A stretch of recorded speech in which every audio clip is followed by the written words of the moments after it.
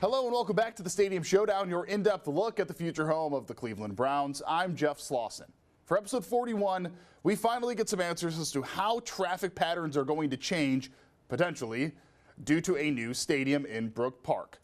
A study was introduced during this meeting between NOACA, Brook Park, the Cleveland Browns, all present during this public forum. That study showed the stadium itself should have a minimal traffic impact most of the time.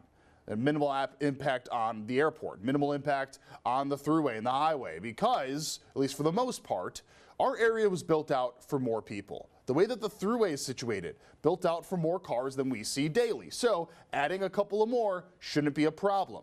The issues are going to start to arise, of course, when it comes to game days and event days. Now, the Haslams had a presence at this meeting, and according to them, they understood that the infrastructure changes would be needed, and the difficulties were ones they would have to figure out. They say they knew as soon as they decided to leave the lakefront, this was going to be something they had to handle, and had to handle it right away. This decision to leave the lakefront and downtown lightly, it was a tough decision, but the more work we did, the more clear it was the only long-term solution. As I think most of you know, we have some unsolvable operational challenges that are no one's fault, that are just inherent to the lakefront site, right? And we are investing, my bosses, the Haslams and Johnson family, we're investing billions of dollars in this, what we think will be a transformative, generational project. If we invest all the time and resources and money that we are, and we don't fix those operational challenges, then we have failed. So we are absolutely committed to doing what we need to get it right, and we're really confident in the approach we've taken. Thanks again to the collaboration and the great partners that we have, including and starting with Mayor Orcutt and his team at Brook Park. Now, all of this is going to take millions of dollars and a lot of construction to actually build out. They're going to be expanding sidewalks in some areas, expanding roadways in some areas, closing certain streets off to make sure that nobody can go on them during game days, making some right turn only or left turn only, even building bridges in order to make sure that cars are going over where the traffic normally does, basically to end up right at the Brook Park Browns site. That's going to take a lot of time. The construction timeline for the stadium, we know, 2026, 2029. A new one we have to think about is 2027 to 2029. That is where we are told it's going to be the main infrastructure changes. ODOT is involved, but it's going to take some time. To get this entire project built in a very short time frame. We're working on design right now, and we're striving to finish design by the end of this year. So it's a very, very quick effort. We have a large team working on it every day. So we finish design at the end of this year. That means the construction can start in early 27. We will phase the construction. Not every road will be under construction at the exact same time. It'll really be up to the contractor that wins the job, that is the low bidder on the job, to decide what order they want to build it in. We have recommended a phasing plan on how they can phase the construction, but it really comes down to the contractor deciding what works best for his, with his machinery and his men. But you will see quite a bit of construction, 2 years, 2 consistent years, all of 27, all of 28, and then we'll be finishing up the infrastructure, the roads and bridges, and the pedestrian access ways. Those will be finishing up in early 29. So the natural next question is, when will we actually see congestion in this site? Will it be going in? Will it be going out? Are there certain days where it's going to be problematic?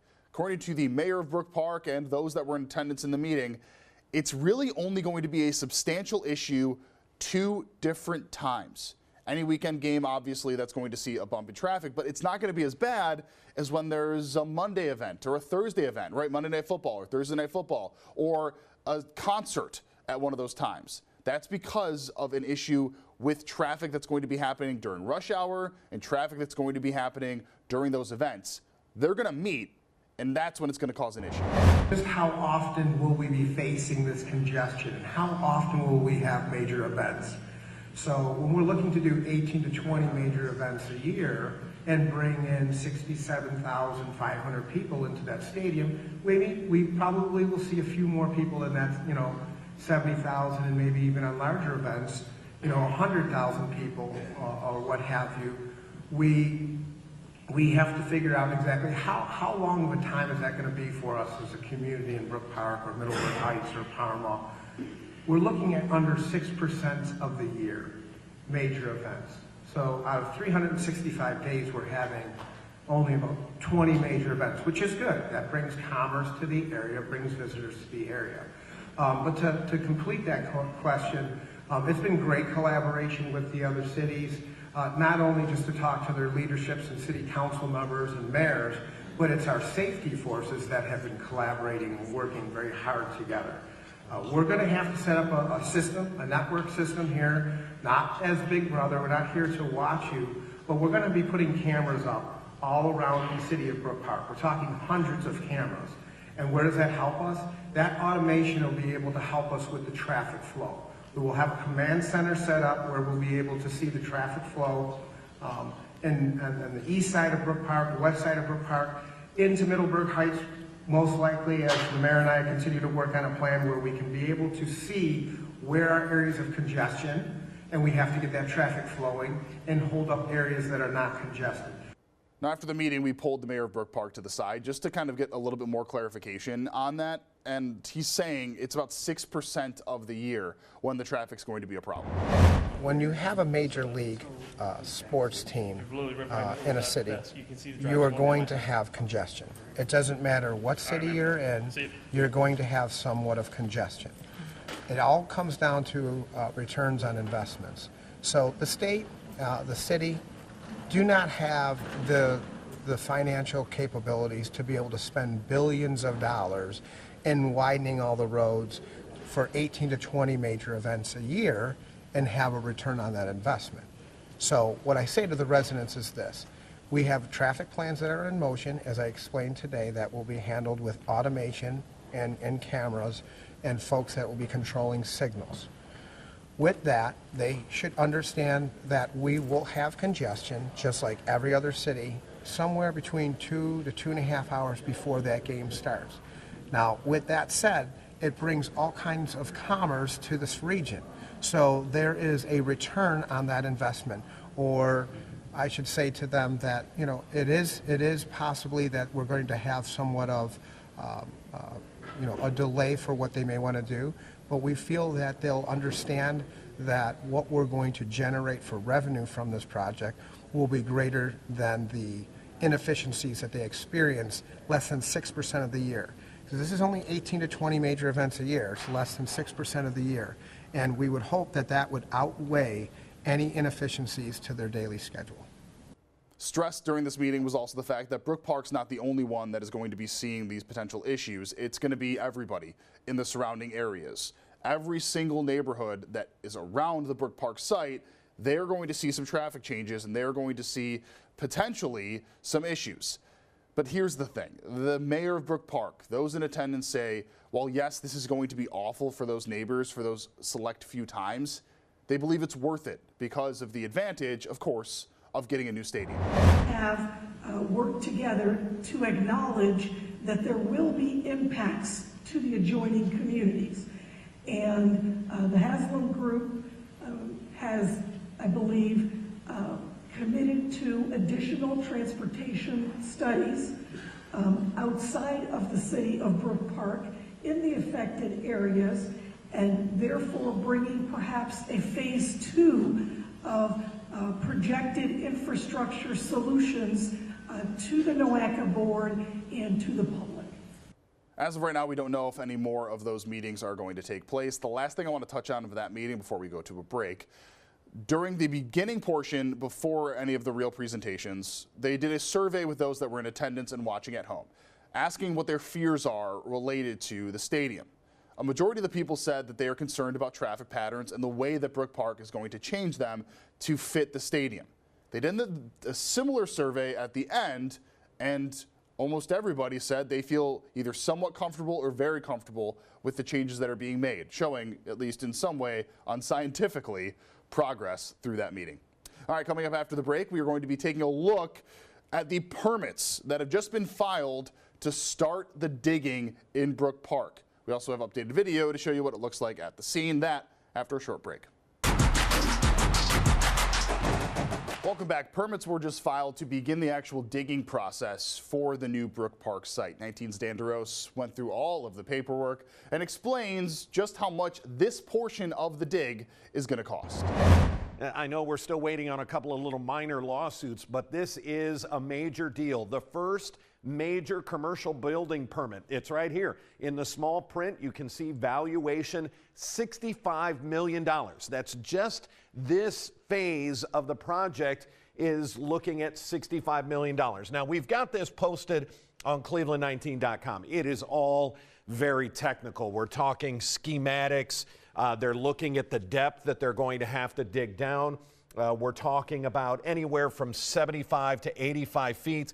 We do get one new sort of rendering inside the dome, or at least the clear roof you see there. There's Myles Garrett celebrating, and why wouldn't he? He's incredible. And then here's one of the only, again, a lot of it is very technical that's in there. I wanted to pull this one up and explain a little bit. These green walls are going to be really the foundation, the structure, the concrete walls down 60, 75, 80 feet.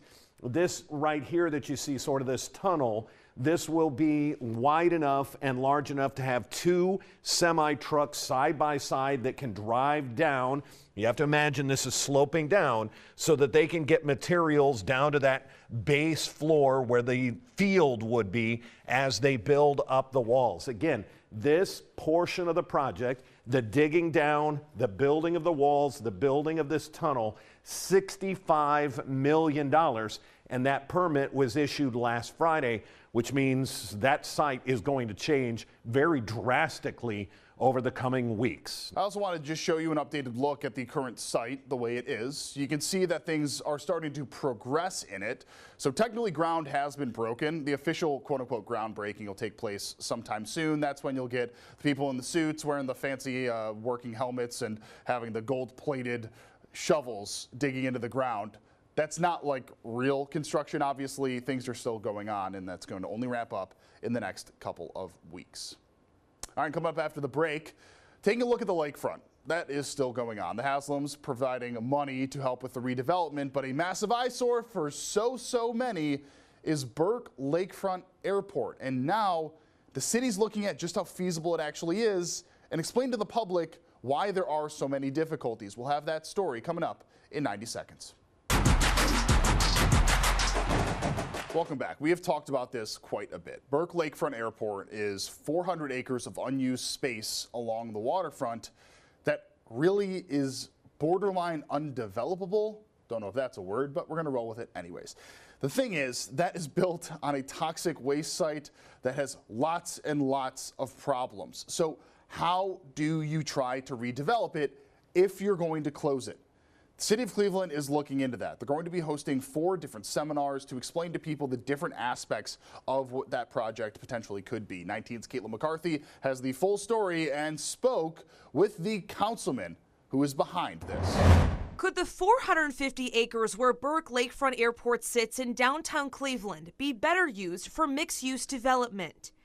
City Councilman Charles Slife hopes through a series of hearings they can discuss the ins and outs of closing it. I think a lot of people have been led to believe closing an airport's as easy as turning off a light switch, and it's not only is it very difficult, but Brook's position on the lakefront, landfill, all of these other aspects make it a very unique site. You mentioned this is not a simple task. What conversations surrounding those challenges will the council be discussing?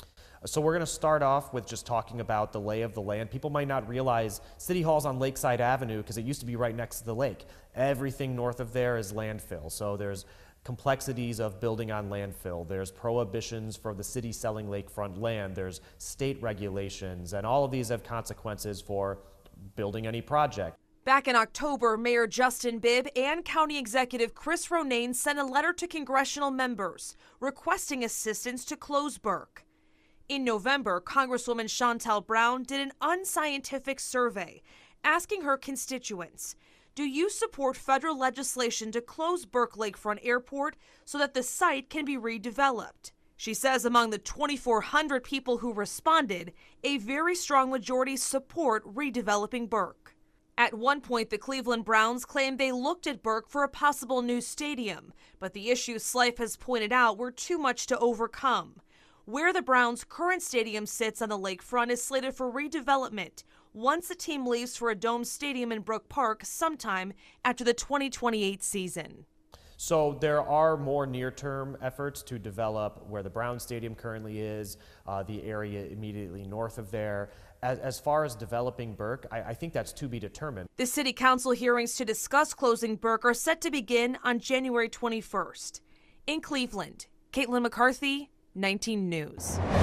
The holdup for a lot of development, right, has been what do you do with this? Now, the Haslams they said at least, that they did look at Burke as a possible option for a new stadium. Flat out, it just did not work. That's the full site here. About 400 acres in total is what this area covers. Now, the reason why it's not necessarily super cut and dry that you can just redevelop Burke Lakefront Airport is it's basically built on a dump. It's a toxic waste brownfield site. So if you're going to redevelop Burke, you need to redevelop everything. You need to remediate everything. And according to an expert I spoke to a couple of weeks ago, that could actually take billions, yes, billions of dollars to do before you could actually turn it into anything. The reason why it became an airport is because when you have a brownfield site, you have toxic waste. One of the only things that actually works there are planes, because there's not people mulling around. It's mostly just mechanical equipment. So what to do with it? You now know how complex this whole issue is. Well, the city announced they're going to be holding 4 different sessions for the public to determine whether or not it should stay or it should go. And ultimately, it will be up to council. If council decides that Burke will close, they can announce that decision. Federal government would need to be notified, of course, but that's the big one. So it's going to be 4 different sessions starting on the 21st of January. Well, it will cover expenses, February 4th, the budgetary impact. Burke right now brings in about $60 million a year. Closing it, what effect would that have? And then also the remediation. April 1st, what the path to closing would look like. And then lastly, they'll talk about on April 15th, the market appeal for real estate. All of these will play into potentially what to do next with Burke. And if you want to watch any of our previous coverage, go ahead, scan the QR code on our screen right now. Episode 41 means we got 40 others in the tank if you haven't watched them. So go ahead, scan the QR code, watch our previous coverage of the Stadium Showdown and all of the latest information related to this ongoing saga. And that is it for your latest episode of the Stadium Showdown. Thank you so much for watching. We, of course, will have much more to come next week. For now, I'm Jeff Slauson with 19 News. Have a fantastic weekend. We will see everybody coming up in a few days.